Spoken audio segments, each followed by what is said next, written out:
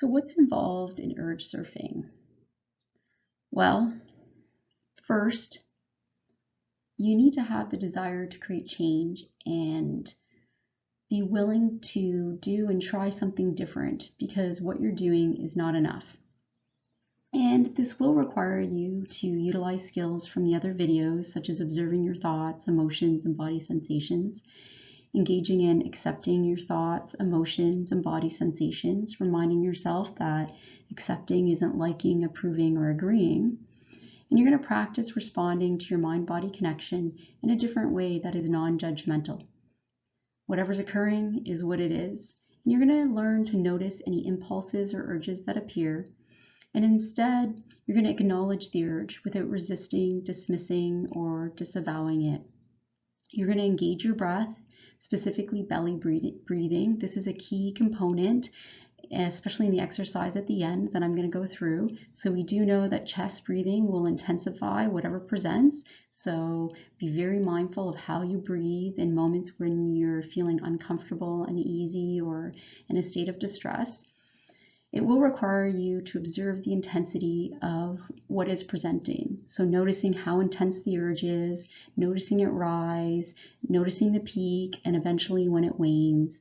And you can do this by engaging in a daily meditation, using skills from the other videos, practicing mindfulness regularly, and learning that you can ride this out. It's a wave. Think of the surfer on the wave.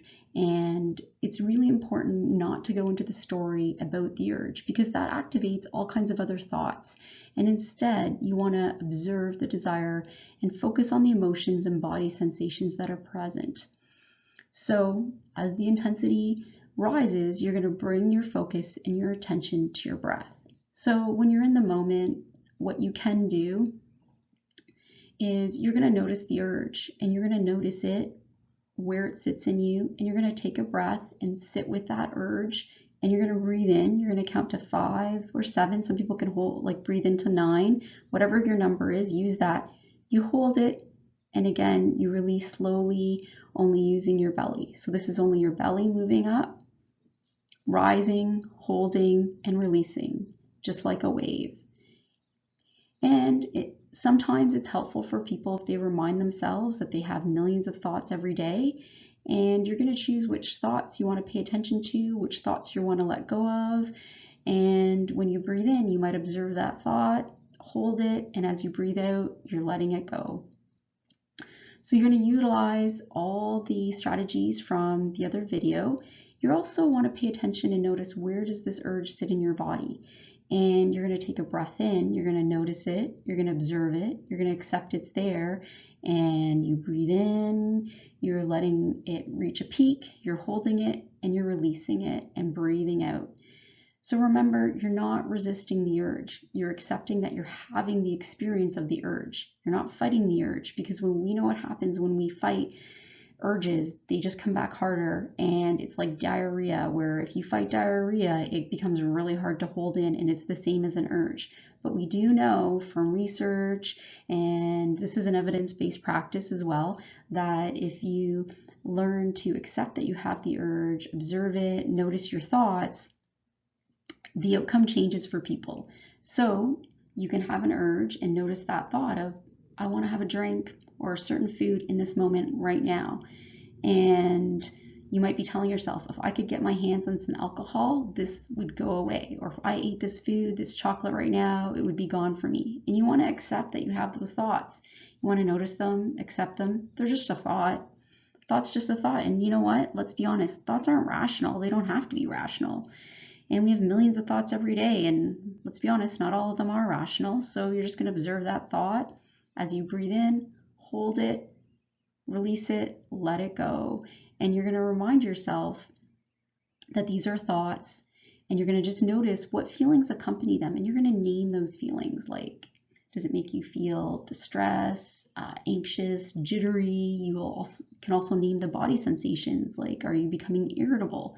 So you might notice that irritability within you, and the irritability causes body tension. So you're going to notice the irritability, the body tension. You're going to observe it. You're going to breathe that in, hold it, and release it. And you might have to do that 5 or 6 times in a moment to notice if the intensity decreases. So that could be where you're in a moment and you can't get to one of your other tools or techniques.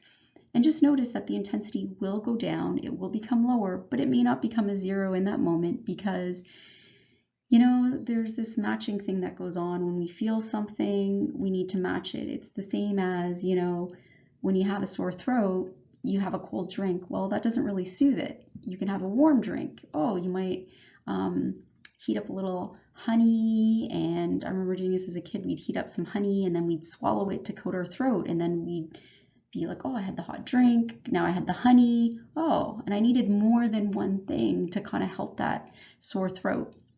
So just remember, one choice isn't always a cure-all, and it's a process. It takes time, it takes practice.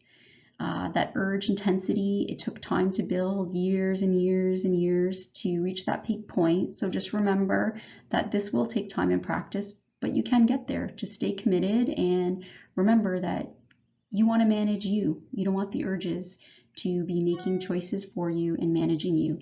So all the best for this, and stay tuned for the meditation.